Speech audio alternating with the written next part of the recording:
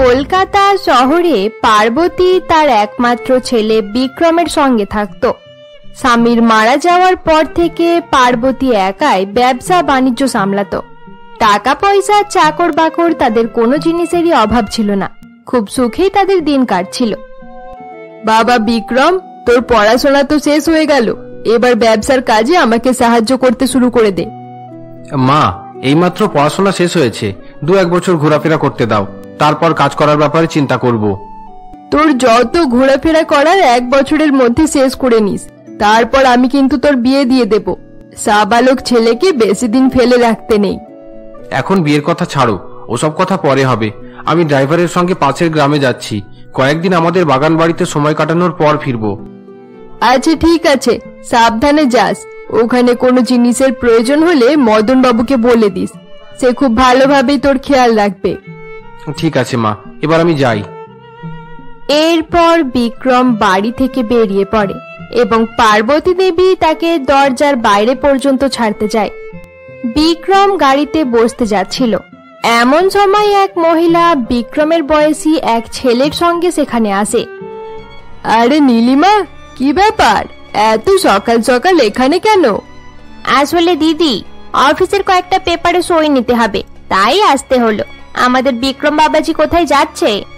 তার ইচ্ছা হয়েছে গ্রামে একটু বেড়াতে যাবে, তাই আমাদের গ্রামের বাগান বাড়িতে যাচ্ছে। বাহ, খুব ভালো, সাবধানে যেও। হ্যাঁ ঠিক আছে কাকিমা, সাবধানে যাব, আপনারাও ভালো থাকবেন। এরপর বিক্রম গাড়িতে চেপে সেখান থেকে চলে যায়। বিক্রমের চলে যাওয়ার পর পার্বতী দেবী নীলিমা এবং তার ছেলেকে সঙ্গে নিয়ে বাড়ির ভেতরে যায়। কি ব্যাপার নীলিমা, তোমার ছেলেকে সঙ্গে নিয়ে ঘুরছো কেন? তাকে ব্যবসার কাজ শেখানো হচ্ছে? হ্যাঁ দিদি, এখন থেকে একটু শেখানোর চেষ্টা করছি। এখন থেকে না শেখালে তোমাদের এত বড় কোম্পানির হিসাব কিতাবের দেখাশোনা করতে পারবে না। আরে বাহ, খুব ভালো। রাজু ভালোভাবে নিজের মায়ের কথা মতো কাজ করবে। ঠিক আছে কাকিমা। আচ্ছা নীলিমা, কোথায় কোথায় সই করতে হবে বলো? তুমি পেপারগুলো খুব ভালো করে পড়ে নিয়েছো তো? হ্যাঁ দিদি, আমি খুব ভালো করেই পড়ে নিয়েছি। এই তো, এই কয়েকটা জায়গায় সই করে দিন। নীলিমার কথা মতো পার্বতী পেপারগুলোতে সই করে দেয়। এরপর নীলিমা পেপারগুলো নিয়ে তার ছেলের সঙ্গে কোম্পানির অফিসে পৌঁছে যায়। মা, তুমি খুব সহজে হিসাব নিকাশের পেপারগুলো সই করানোর মাঝে 10 লাখ টাকার চেক সই করিয়ে নিলে। এই 10 লাখ টাকা আমাদের হয়ে গেল। এটা তো কিছুই নয় রাজু, ধীরে ধীরে এই সব কিছু আমাদেরই হয়ে যাবে। একবার পার্বতীর সমস্ত সম্পত্তি আমাদের নামে হয়ে যাওয়ার পর আমি সেই মা ছেলেকে পৃথিবী থেকেই সরিয়ে ফেলবো। আরে বাহ, এটা তো দারুণ ব্যাপার, আমিও এটার জন্যই অপেক্ষা করছি। তোর বাবা বিক্রমের বাবার সৎ ভাই ছিল। সৎ ভাই হওয়ার কারণে তোর বাবা সম্পত্তির কোনো ভাগই পেল না, শুধুমাত্র কোম্পানিতে একজন সাধারণ ম্যানেজারের পোস্ট দেওয়া হলো। তোর বাবার মারা যাওয়ার পরই চাকরিটা আমি নিয়েছি, আর মনে মনে প্রতিজ্ঞা করেছি একদিন তাদেরকে ধ্বংস করেই ছাড়বো। মা, তুমি তাড়াতাড়ি সবকিছু আমাদের নামে করার ব্যবস্থা করো, তারপর আমি নিজের গুন্ডা লাগিয়ে বিক্রমকে পৃথিবী থেকে সরিয়ে দেব। একবার বিক্রম মারা গেলে তার শোকে সেই বুড়ি পার্বতীও মারা যাবে। নীলিমা এবং রাজু কথা বলছিল, এমন সময় অফিস রুমের বাইরে থেকে দারোয়ান তাদের সমস্ত কথা শুনে ফেলে। তাদের কথা শুনে দারোয়ান প্রচন্ড ভয় পেয়ে যায়। তোমরা এটা ভালো করলে না, তোমরা মা এবং ছেলে মিলে আমাদের এত ভালো মেম সাহেবকে ঠকানোর প্ল্যান করছো। আমি এখনই তাদেরকে গিয়ে সব বলে দেব। মেম সাহেব তোমাদের দুজনকে ছাড়বে না। দারোয়ান এই বলে তাড়াতাড়ি অফিস থেকে বাইরে বেরিয়ে পড়ে এবং রাস্তা থেকে ছুটতে শুরু করে। আরে রাজু, কিছু একটা কর, না হলে দারোয়ান আমাদের সমস্ত প্ল্যান খারাপ করে দেবে। তুমি চিন্তা করো না, দারোয়ান কোনোদিন বিক্রমদের প্রাসাদে পৌঁছাতে পারবে না। রাজু এই বলে তার ফোন হাতে নেয় এবং কাউকে ফোন করে দেয়। অপরদিকে দারোয়ান ছুটতে ছুটতে রাস্তার এক জায়গায় গিয়ে দাঁড়িয়ে হাঁপাতে থাকে। দারোয়ান যখন রাস্তায় দাঁড়িয়েছিল এমন সময় খুব জোরে একটি ট্রাক এসে তাকে ধাক্কা মেরে দেয় এবং দারোয়ানের সেখানেই মৃত্যু হয়ে যায়। মা, সেই দারোয়ান পৃথিবী ছেড়ে চলে গেছে, আর চিন্তার কোনো কারণ নেই। খুব ভালো হয়েছে, এত বছর থেকে আমরা যে প্ল্যান করেছি এত সহজে খারাপ হতে দেব না। রাজু এবং তার মা নিজেদের মধ্যে কথা বলতে থাকে। অপরদিকে বিক্রম গ্রামের বাগান বাড়িতে পৌঁছে যায়। বিক্রম সেখানে গিয়ে মদন বাবুর সঙ্গে দেখা করে। আরে আসুন বিক্রম বাবু, পার্বতী ম্যাডাম আমাকে সবকিছু বলে দিয়েছে। আমি এখানকার সমস্ত জায়গা আপনাকে ঘুরিয়ে দেব। হ্যাঁ ঠিক আছে, তবে এখন আমি একটু বিশ্রাম করব। এখানে আসতে আসতে অনেক টায়ার্ড হয়ে গিয়েছি। ঠিক আছে, আপনার রুম রেডি করে দিয়েছি, আপনি সেখানে গিয়ে বিশ্রাম করে নিন। মদন বাবুর কথা মতো বিক্রম একটি রুমে চলে যায়। এই তো, এখানে গিটার রাখা রয়েছে, অনেকদিন গিটার বাজানো হয়নি, একটু বাজানোর চেষ্টা করি। বিক্রম এই বলে গিটার বাজাতে শুরু করে। বেশ কিছু সময় পর্যন্ত গিটার বাজানোর পর বিক্রম জানালার দিকে তাকাতেই লক্ষ্য করে এক মেয়ে তাকে দেখছে। আরে কি ব্যাপার, তুমি জানালা থেকে বাড়িতে উঁকি দিচ্ছ কেন? ওরে বাবা, ছেলেটা দেখে ফেলেছে, এবার তাড়াতাড়ি এখান থেকে পালিয়ে যায়। পালাবে না, দাঁড়াও বলছি। মেয়েটি সেখান থেকে পালানোর চেষ্টা করে, কিন্তু তাড়াহুড়োতে পা মুচকে সেখানেই পড়ে যায়। এরপর বিক্রম বাড়ি থেকে বাইরে বেরিয়ে আসে এবং মেয়েটির কাছে যায়। কি হলো তোমার, এভাবে বসে পড়লে কেন? আমার পা মুচকে গেছে। এভাবে ছুটে পালানোর চেষ্টা করছিলে কেন? এরকম করলে দুর্ঘটনা তো হবেই। আচ্ছা, তুমি লুকিয়ে লুকিয়ে কি দেখছিলে বলো? আপনি অনেক ভালো গিটার বাজান, ওটাই শুনছিলাম আর কি। আচ্ছা ঠিক আছে, তা তোমার নাম কি? আমার নাম শিল্পা। বাহ, খুব ভালো নাম। আমার নাম বিক্রম। পরের বার থেকে গিটার শোনার হলে বাড়ির ভিতরে আসতে পারো। ঠিক আছে, এবার বাড়ি ফিরে যাও। বাড়ি কি করে যাব? আমি তো ভালোভাবে দাঁড়াতেও পারছি না, পায়ে প্রচন্ড ব্যথা। আচ্ছা ঠিক আছে, তোমার বাড়ি কোথায় বলো, আমি তোমাকে কোলে তুলে পৌঁছে দেব। এটাই আমার বাড়ি। এটা কি বলছো তুমি? তুমি এই বাড়িতেই থাকো? হ্যাঁ, মদন বাবু আমার কাকা হয়। আচ্ছা ঠিক আছে, চলো তোমাকে তোমার রুম পর্যন্ত ছেড়ে দিই। এরপর বিক্রম শিল্পাকে কোলে তুলে নেয় এবং তার রুমে ছেড়ে দিয়ে আসে। আরে শিল্পা, তোমার কি হয়েছে? আসলে কাকা, আমার পা মচকে গেছে, দাঁড়াতেও পারছিলাম না, তাই বিক্রম বাবু আমাকে রুম পর্যন্ত ছেড়ে দিয়ে গেলেন। বিক্রম বাবু, আপনি একটু বসুন, আমি শিল্পার কাকিমাকে চা আনতে বলছি। কিছু সময় পর মদন বাবুর স্ত্রী চা নিয়ে আসে এবং সকলে একসঙ্গে চা খাওয়ার পর বিক্রম নিজের রুমে চলে যায়। এরপর থেকে বিক্রম যখনই গিটার বাজাতো, শিল্পা তার রুমে গিয়ে শুনত। ধীরে ধীরে শিল্পা এবং বিক্রম একে অপরকে পছন্দ করতে শুরু করে। তারা সারাদিন একসঙ্গে ঘুরে বেড়াতো এবং রাতে একে অপরের সঙ্গে ফোনে কথা বলতো। এইভাবে এক সপ্তাহ কেটে যায়। একদিন সকালে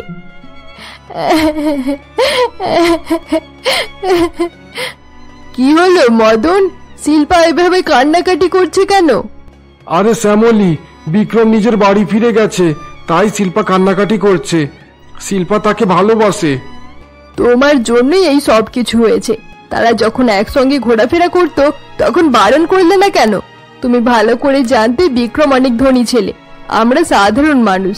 তাদের মতো পরিবারে আমাদের মতো সাধারণ মানুষের মেয়ের বিয়ে হয় না।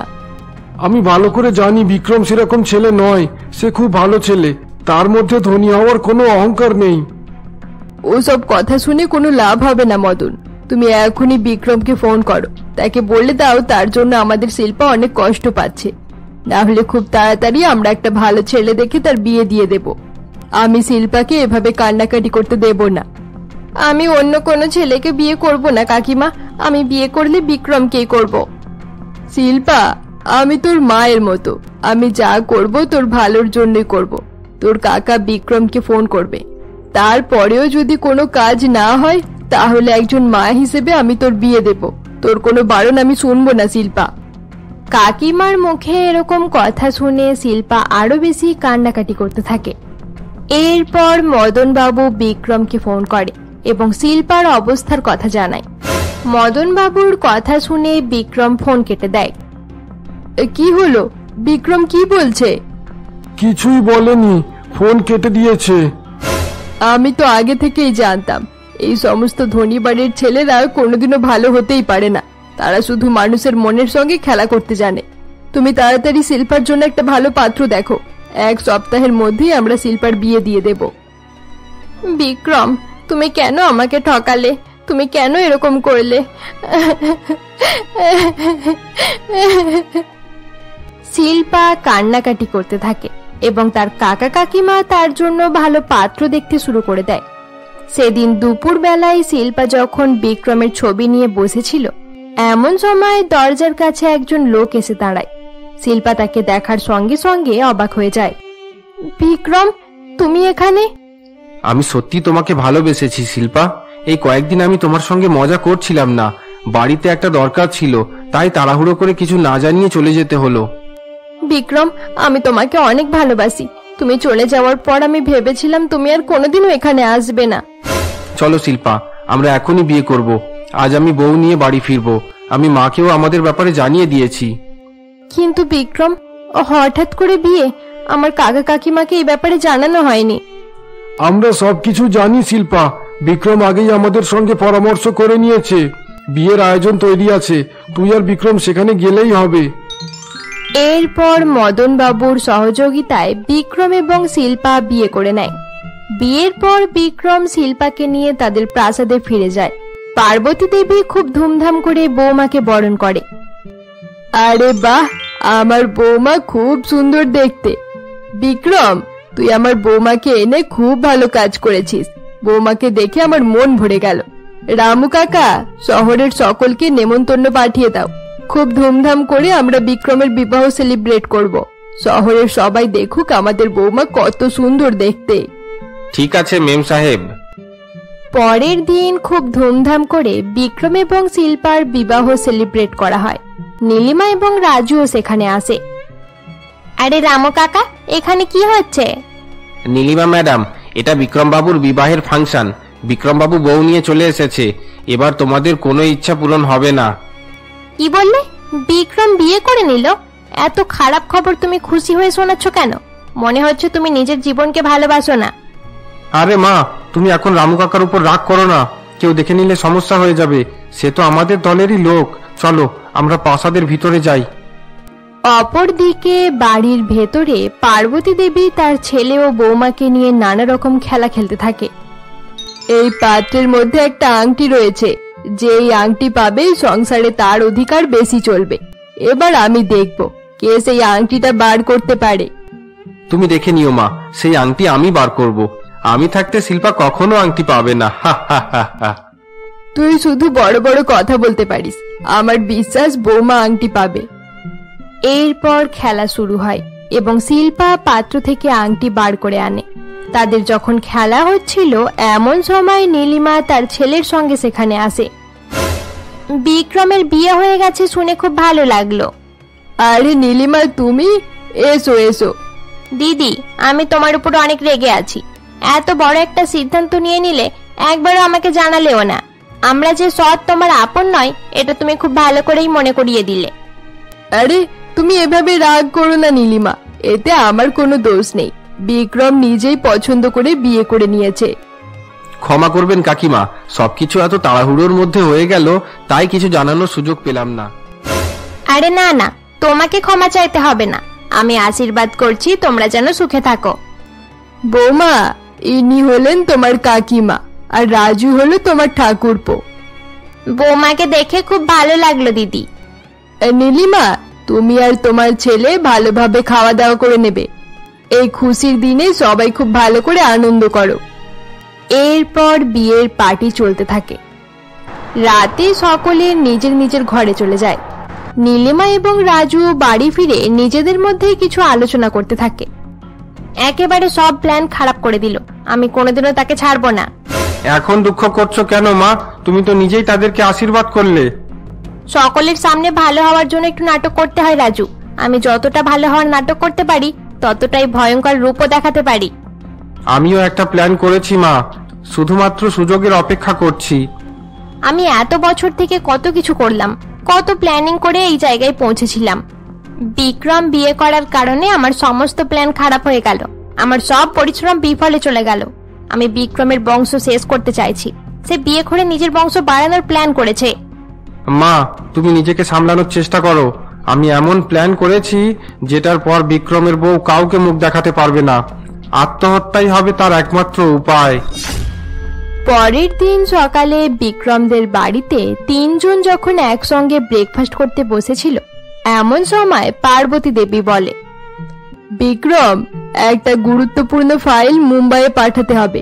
তুই অফিসে গিয়ে সেই ফাইলটা সই করে দে। তারপর সেখান থেকে আমরা মন্দিরে চলে যাব। কখন যেতে হবে মা? এখনই যেতে হবে, তাড়াতাড়ি কর, হাতে বেশি সময় নেই। আরে মা, এখনই যেতে হবে? আমি তো ভেবেছিলাম শিল্পাকে নিয়ে সোনার দোকানে যাব। তাকে পরে সোনার দোকানে নিয়ে চলে যাস, এটা অনেক ইম্পর্টেন্ট কাজ, তাই তাড়াতাড়ি চল। আমি উঠলাম, গাড়ির কাছে তোর অপেক্ষা করছি। পার্বতী দেবী এই বলে বাড়ি থেকে বেরিয়ে পড়ে। এরপর বিক্রম শিল্পাকে বলে, আমাকে ক্ষমা করে দাও শিল্পা, মা অনেক ইম্পর্টেন্ট কাজ দিয়ে ফেলেছে, তাই এখন যেতে হবে। আমি কি তোমাকে যেতে বারণ করেছি? যাও, তোমার কাজটা মিটিয়ে নাও। তুমি চিন্তা করো না শিল্পা, খুব তাড়াতাড়ি ফিরে আসবো। ফেরার পর তোমাকে নিয়ে সোনার দোকানে যাব। ঠিক আছে, বাই। এরপর বিক্রম তার মাকে সঙ্গে নিয়ে গাড়ি করে অফিসের জন্য বেরিয়ে পড়ে।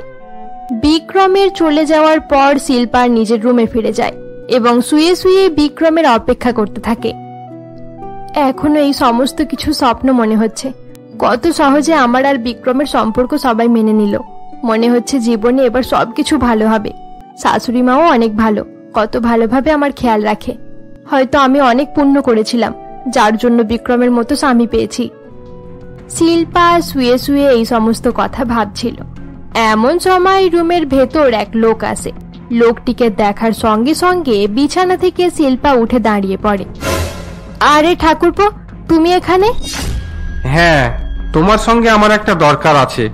আগে বলো, কে তুমি? কোথা থেকে এসেছো? কার অনুমতি নিয়ে এই বাড়িতে এসেছো তুমি? তুমি এই সম্পত্তির মালিক হতে চাও, তাই তো? সবকিছু নিজে দখল করতে চাও? এসব তুমি কি বলছো ঠাকুরপো? আমি তোমার কথা বুঝতে পারছি না। এত নাটক করার কিছু নেই শিল্পা। তুমি সন্তানের জন্ম দিয়ে তাকে এই সম্পত্তির মালিক করতে চাও। তোমার সেই স্বাদ কোনোদিন পূরণ হবে না। তুমি এখান থেকে চলে যাও ঠাকুরপো, বিক্রম এলে তার সঙ্গে কথা বলবে। চলে যাওয়ার জন্য আমি আসিনি শিল্পা, আমি একটা বিশেষ কাজে এসেছি। রাজু এই বলে শিল্পাকে ধরতে যায়। এটা তুমি কি করছো ঠাকুরপো? এটাই খুব ভালো সুযোগ। বাড়িতে কেউ নেই, আমি তোমার এমন অবস্থা করব যে তুমি কাউকে মুখ দেখাতে পারবে না। এটা তুমি ঠিক করছো না রাজু। আমি এখনো তোমাকে বারণ করছি, তুমি এখান থেকে চলে যাও, না হলে খুব খারাপ হবে। বিক্রম তোমাকে কোনোদিনও ছাড়বে না। আমি কাউকে ভয় পাই না, ওই বিক্রম আমার কিছু করতে পারবে না। তুমি এই বাড়িতে বিয়ে করে খুব ভুল করেছো শিল্পা, আজ তোমাকে সেই ভুলের প্রায়শ্চিত্ত করতে হবে। কিন্তু শিল্পা তাকে ধাক্কা মেরে রুম থেকে বেরিয়ে পড়ে। এমন সময় শিল্পা ছুটতে ছুটতে বাড়ির বাইরে বেরিয়ে পড়ে এবং বিক্রমের সঙ্গে তার ধাক্কা হয়ে যায়।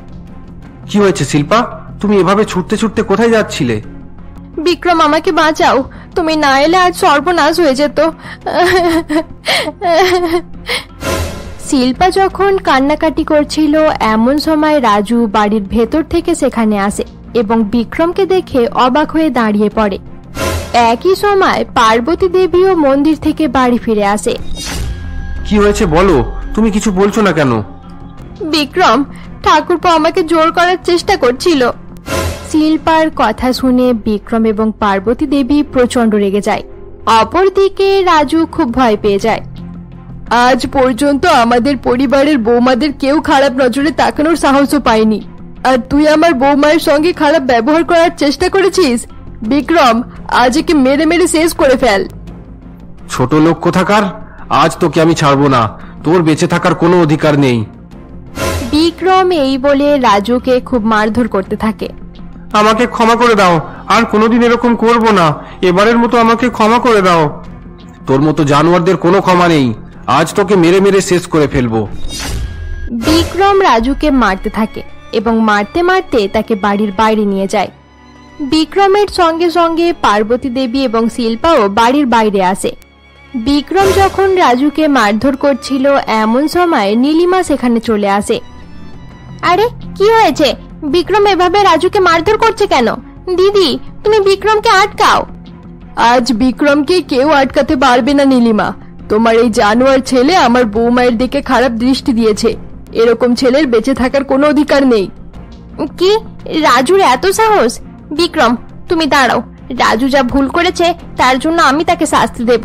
এই বাড়ির সকলকে আমি এত ভালোবাসি, আর সেই বাড়ির লোকেদের সঙ্গে রাজু এত খারাপ ব্যবহার করলো। নীলিমা এই বলে রাজুর কাছে যায় এবং তাকে জোরে একটি থাপ্পড় মারে। তুই জানিস না এই পরিবারকে আমি কত ভালোবাসি, তুই এদের সঙ্গে এত খারাপ ব্যবহার করলি। আজ তোর জন্য আমার মান সম্মান সব শেষ হয়ে গেল রাজু। আজ থেকে আমি তোর জন্য মরে গেছি। তুমি এরকম করে বলো না মা, আমার ভুল হয়ে গেছে, এবারের মতো আমাকে ক্ষমা করে দাও। আমি ক্ষমা করার কেউ নাই, ক্ষমা চাইলে আমাদের বৌমায়ের কাছে চা। নীলিমা, নিজের ছেলেকে নিয়ে এখান থেকে চলে যাও। আমরা আর কোনো রকমেরই নাটক দেখতে চাই না। তুমি আর তোমার ছেলে আর কোনোদিনও এই বাড়িতে আসবে না। এরপর পার্বতী দেবী নিজের ছেলে বৌমায়ের সঙ্গে বাড়ির ভেতরে চলে যায়। অপরদিকে নীলিমা রাজুকে সঙ্গে নিয়ে নিজের বাড়ি ফিরে আসে। বাবা রাজু, আমাকে ক্ষমা করে দে, আজ আমি তোর গায়ে হাত তুললাম। আমি তোকে চড় না মারলে তারা হয়তো তোকে মেরেই ফেলতো। তোকে বাঁচানোর জন্যই আমাকে এটা করতে হয়েছে।